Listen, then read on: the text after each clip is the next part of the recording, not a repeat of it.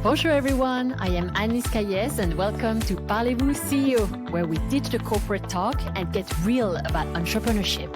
Each week, I chat with founders and CEOs who build businesses their way, through the failures, pivots, and breakthroughs. And they bring the fire. Plus, I'll drop some golden nuggets of wisdom from my own entrepreneurial journey. This is your space to grow, learn, and evolve with a true growth mindset. Remember, success isn't about perfection, it's about persistence. Now let's kick things off and get this party started.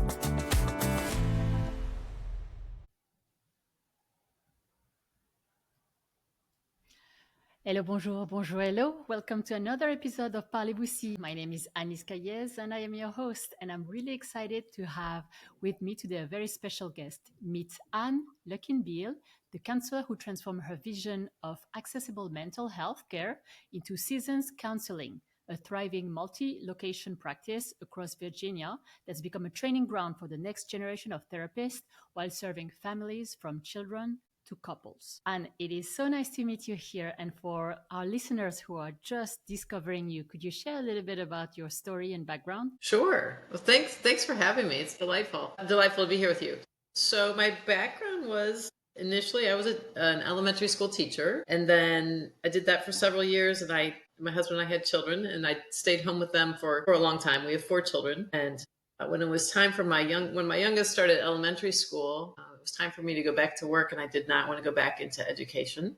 So I sort of pursued something really I had considered since childhood. When I was little, I used to say I was going to be a psychiatrist. And my mom and dad would say, "That's a lot of school, Annie." And it kind of put me off from it, I think. So when I started considering what career that I wanted to re-enter as a mom with new experiences, I thought, you know what, I'm going to be a therapist. So I got my master's in counseling. I did that online so I could still be a mom. And there were no local programs really for me to go to.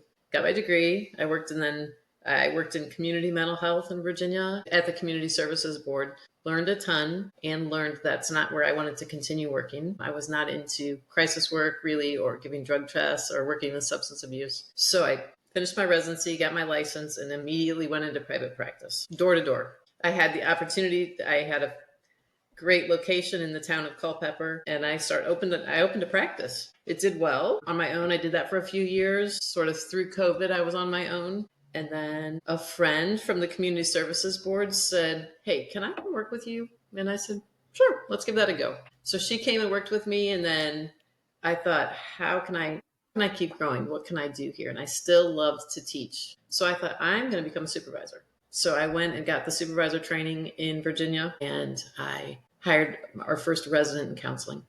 And he's still with us, actually. He's now licensed. He's been licensed for a good while, and he's still with us. And then so we hired one resident, and I thought I could do more. And I ran out of space. So we got a bigger office space, filled that up with therapists and clients. And I thought, okay, I'm going to do another location. So we opened another location in Charlottesville, Virginia. That went well, kind of easy to do, and filled it up with clients and therapists and said, all right, it's time to do another one. So we opened a third location and then a fourth location. And we're definitely in Central Virginia. I'm sort of hitting all the directions, north, east, west, and south, in opening practices. And that's, in a nutshell, that's the story. Amazing. And so, Anne, I have a question that goes back to your childhood thought, because you said, I wanted to be a psychiatrist. Mm-hmm.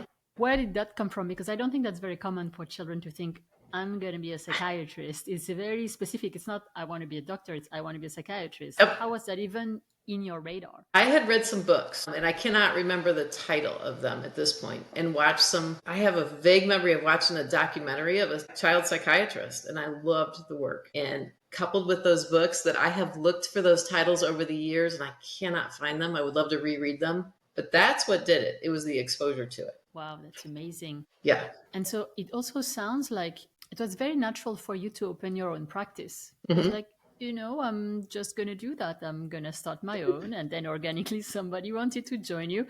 And then you just say and then I just filled it with therapists and with patients, and then on to the next one. This is very unlike a lot of stories that I'm hearing about founders building their businesses. So first, how did you even have the confidence, the idea to start your own, thinking, yeah, I'm just going to do that now, and then to keep on Yeah. basically thinking like that, like, oh, let's grow another location. Oh, let's grow another location. Where is that coming from? I'm not sure I'm a very good employee. I kind of like to be the leader. So that's part of it, right? But the other piece was when I opened my first practice, I had some hesitation about doing it. And I talked to another woman who had a private practice here in town, and she said to me, leap and the net will appear. And I thought, okay. So I'm not quite that courageous anymore, but that truly is what opened the first office. I kept saying leap and the net will appear. And it did. It did. So then as for the growing, it's just been sort of natural. Like I get to a certain point and it's like, what's next? Now what are we going to do? And honestly, I'm starting to get there again. And I don't know if it's going to be a fifth location or if it's going to be bringing in additional services. I'm starting to look at that as well. So I do it for a while and I'm like, okay, I've got this. I've got a status quo now. It's time to take another step.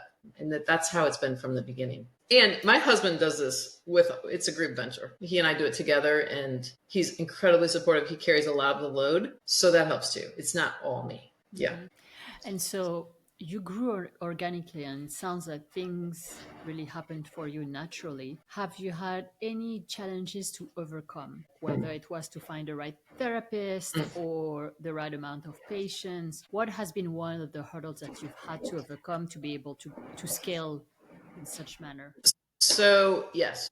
And I would say I have an administrative assistant who is phenomenal. She has been in insurance billing for decades. She knows it better than I do a lot of the time. Without her, I'd have to replace her for sure, but without her, it would be a lot more challenging because she teaches me a lot. So she's one of the good people, strong people I surround myself with. Challenges, yes. Insurance is always a challenge. Always, always, always. I've had some obstacles with audits by an insurance company that we ultimately won, if that's the right word. Medicaid's a hurdle. Insurance billing is definitely a thing. As far as the personnel side, we've gotten much better at hiring. We've learned about hiring. We've learned. So we've had to let some people go, and that's a challenge for sure. It's not easy to let somebody go. It affects their income, their families, their everything.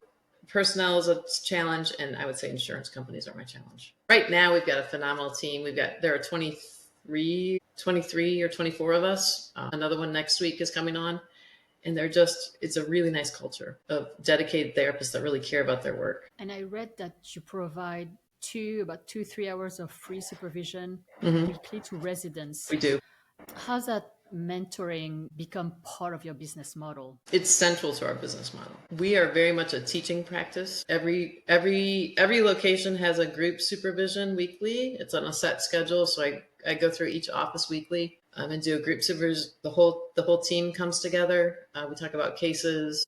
We talk about diagnosing. We talk about some case studies. We do some role plays. We're working on keeping it consistent, so it's the same each day in each office, with slight variation based on need. But we hire pre-licensed people and we give them really good supervision. And in Virginia, it takes about 2.25 years to become licensed. So in that time with us, they just become really, really strong therapists who are ready to branch out when they're finished. And is there a reason that you chose attachment focused therapy as your practice specialty instead of just general counseling?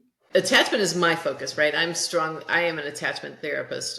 And that's my supervision, and our group supervisions have an attachment bend to them because that's my lens. I chose it because a long time ago, I had a client that was just stumping me. I just could not figure her out. I was thinking about her. She would play on my mind. And I started researching attachment and John Bowlby, who was one of the founders of attachment. And I was like, oh, I see it now. I see what's going on with this client. And that led me to Sue Johnson, who was emotionally focused therapy. She died a year or so ago, a little less than that maybe. But I trained under Sue for a while, which was incredible, and became really, I think, fairly adept in emotionally focused therapy. And I work to teach that to our therapists. However, we have a fairly eclectic group now. We've got some expressive arts therapists. We have some play therapy techniques. We have a couple therapists that are more medically focused. They've got a lot of hospital skills. So it's not solely the practice is eclectic. I am very attachment focused, and I do my best to bring them along with me. So, Anne, you opened recently a Warrenton location. What's your strategy for expanding while maintaining quality care? Yeah. So we don't, there's a lot of answers to that. The first one is that we don't accept every client. Like, we know that we're not skilled in substance abuse. So we don't pick up those clients because our care, and if we chose to do some substance abuse work, we're not certified, we're not trained. We wouldn't give quality care to that. We don't really do eating disorders because we don't have anyone trained in that. So we stay with where we know we're skilled. So that helps. And then each office has really good supervision. There's a really good leader in each office, I'm sorry, who I stay in close contact with daily. And if they have any questions, they come to me. So I make sure that the care in the office first goes to the supervisor, and then if it rises above that, it comes to me. And we just make connections in the communities, in the schools, and with the local doctor's offices, and really work to sell the brand in the local communities and become well known. Just before I came on with you, was working on setting up some groups with the local school system near one of our offices, some children's groups that will be fed from the school system. They will send their kids to our groups. The quality is there because we have good supervisors, we have good therapists, and we just really provide a lot of oversight. And have you found, especially having so many locations, that it's been a challenge to balance being a business owner and staying active as a supervisor and clinician? So I don't have a caseload anymore. I slowly reduced it down, so I don't see clients anymore. That has helped tremendously because I was finding I would be in a session with a client and something else, there would be a fire somewhere that I needed to tend to, and I couldn't focus on my clients. So I have weaned that away until I no longer have a caseload, so I can focus solely on staff and growing the business. That I highly recommend that to anyone who's in a similar position. Really reduce your own caseload if possible, so you can focus more on the other needs of the business. Do you think that a lot of therapists, when they start either studying or this career, are thinking that they will become business owners? I don't think it's a natural marriage, a therapist and business owner at all. And I see you're nodding. You're like, I know that's true. Those two things don't normally go together. I talk to a lot of other therapists, including the ones at Seasons right there. It is, we care about people and we want to provide the best mental health care, and it's a business. And that sometimes is a hard bridge for therapists to walk. It's easier. It's a muscle. And the more the muscle gets used, the easier it becomes. I think there's a lot of beauty in that duality, seeing therapists, psychiatrists building businesses. And yes, sometimes there is friction, right, between those two sides. But I think it's really profound to be able to build a business while having such impact on people's life. So I'm actually really impressed by therapists scaling and how they're navigating this challenging. I think there's really beauty to it. And something we do, I think that works well for us, is our therapists don't handle any financial anything. No billing, no copays, there's no financial or billing transactions handled by our therapists. So they can immediately defer it to myself or our administrative assistant, and they do. And that helps a lot because it lets them that just focus on therapy, and they don't have to have hard financial conversations with clients, which they don't want to have. And it's a nice stopgap for them to say, oh, I'm sorry, I don't know about your copay. You're going to have to reach out to the administrative assistant or Anne. Yeah, I'm sure that makes the relationship really different because you don't have to switch from one to the other, and that Yes. makes maybe an easier or healthier dynamic. Have you felt that working from young children to couples changed your perspective on healing? Yeah. Yes, for sure. And a lot of times when we hire a new therapist, they'll say, I don't really want to work with children, for example. I don't want to work with children. And I don't understand children. I don't feel comfortable in that arena. And I'll say, well, part of the deal of working at Seasons will be that you see all ages. To know what a 7-year-old does, then you can see how a 7-year-old behaves, is how a 17-year-old behaves, is how a 27-year-old behaves. So that development can be pretty steady. And to understand the lifespan of a human, it's really best to have experience at all ages and all levels. And from an attachment perspective, it's crucial, right? And for the 7-year-old, I would even back it up and say I want to see a 7-month-old. I want to see the whole, of course, we don't treat babies. We don't treat babies. But the whole continuity of human development is really important to understand. So in our practice, our therapists, especially our pre-licensed therapists, have to see all ages. Once someone is licensed, if they say, I did my time with kids, really don't want to do kids, that's okay. They're licensed. We can give them some leeway on that. And yes, even for couples, those behaviors that we play out with our partners are pretty similar to what we did when we were 17 or 7. So it's just important to understand the whole system, the whole life system. And if somebody was coming to you, Mm.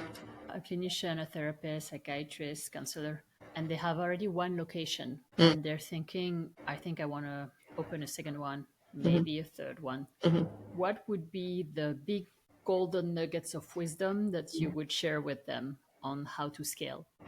Well, if so, consider, can you afford doubling your cost? Right? If you're going to open a second location, that's second everything, second rent, second mortgage, second internet, second everything. So consider, can you afford to do that? Or would it be better to really maximize your current location? Use it differently than you are now to increase revenue there. And then I would say, make sure you have a good attorney. Make sure you have good insurance. Find people smarter than you. Find people who have done it before. Ask them that question. What do you wish you knew?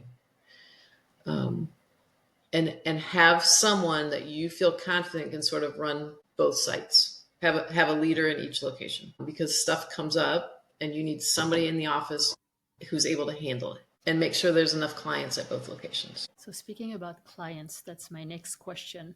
Mm-hmm. What have you found in your experience have been the best marketing strategies or channels that have worked for your business for patient acquisition? A few things. Reputation, which takes a while to build in a new location. And that's a lot of door to door. Some of it's old school, some of it's passing out business cards, going into offices, going to doctors' offices, going into schools, showing my face in each location. I have some success with Google ads. I hate them because they're so expensive. And Google wins every time. You have to play by the Google rules. Having said that, I notice a difference when my ads are running and when they're not. So I tend to keep those running. And if someone wants to work with children and teens, build a relationship with the schools. It's really important, especially the high schools. And then once you do that, then you not only do you get kids, you get the parents. And simple things. I did this. And typically I don't really respond to, we get lots of hits for advertising, or we want to promote you here or there, right? You know this. And I don't usually respond, but I got one about a year ago that was really, I don't remember why he piqued my interest, but he did. And I responded to him and he said, hey, this is what I do. He said, I put ads on pharmacy bags. And he said, there's a small pharmacy near one of your offices that could use another ad on a pharmacy bag. And he said, it's not very expensive. It will go on 20,000 pharmacy bags. And I thought, might be fun. So I did that. And it just came out last week. The bags are just starting to circulate. So on the pharmacy bag is one of our business ads. So now every time someone goes and gets one of the prescriptions from there, they're going to get a Seasons Counseling ad. I think that's super fun. I think will it get me a client? Maybe not. But it kind of puts our logo out there and just makes it more familiar. And it's fun. It's a good way to just be in the community. We do those sorts of things as well. Absolutely. And you mentioned you had to do door to door and visit schools. So, how much time did you decide that you were going to dedicate on that? It's ongoing. I did it again this week. I don't know if I can say, I'm going to do this 8 hours a week. I don't know if I ever said that. It's just ongoing. I always have cards in my car. I'm always out and about passing things out. I go to community events. And since our employees are W-2s, I don't ask them to do any marketing. I handle all that. So it really is, we provide their clients. They're not accountable to finding their own clients. So that is one of the things I'm in charge of. And I don't mind it. It's tiring, but I don't really mind doing it. Plus I get to meet more people. And so, Anne, what is the thing that brings you the most joy with your business or with your career in general? Boy, There's two answers. It's our team. It's giving people a salary. It's paying people. It's giving them a job that they love while doing good for humanity, right? Mental health, as the world knows, there's a crisis of sorts and not enough good care. And we're combating that one session at a time. We provide really good mental health care. And the joy is then, for me personally, I really like when we see all sorts of clients, and I especially love the young mothers. When we can work with a young mom to reduce her anxiety, depression, trauma symptoms, that improves her parenting. And then we touch those little kids who we never even see. But if we can help the young mom, the trickle down is that her family is better. And that brings me a lot of joy because it's generational. And if we can create generational change, that's, to me, is priceless. So that brings me a lot of joy. That's amazing. That's really profound. And Anne, if you had to give your 20-year-old self a piece of advice, what would it be? 20-year-old. Well, my 20-year-old self, I would say go straight into mental health rather than teaching, although I did enjoy being a teacher. I think I would tell myself to sort of do what I've done. Like, be true to yourself, be humble, surround yourself with good people, listen to other people, take their wisdom. Yeah, that's what I tell my kids, right? So we have adult children now. So those are the things we tell our children. Yeah. And so, Anne, what's new for the business with the coming year, and where can people find you? Online, for sure. Seasons counseling. What's coming? I don't know. Maybe additional services. I'm considering looking to add a psychologist to the team. We absolutely could use some testing services. I don't know yet if there's going to be a 5th location in the next year. 4 is a lot. I don't know if we want 5. Additional services, additional staff, for sure. And so where can people find you? Online, seasonscounseling.com, probably the easiest way to find us. And once you get to the website, then there's contact information. Thank you. And it was really a pleasure to get to know you and share all your knowledge with our listeners today. Thank you. It was a pleasure meeting you. Pleasure meeting you. And that wraps up today's episode. I am Anne-Lise Cailliez, and I can't wait to join you again next week. Thanks for listening to Parlez-vous CEO today. If you enjoyed the show, leave a 5-star review. It helps us keep going. And connect with us on Instagram at Parlez-vous CEO. I am Anne-Lise Cailliez, and I know some days are harder than others. On those tough days, think back to why you started. What you're doing today matters, even when you can't see the results yet. Ideas are great, but it's what you do with them that counts. Find everything we talked about today at parlezvousceo.com. See you next week, and you've got this.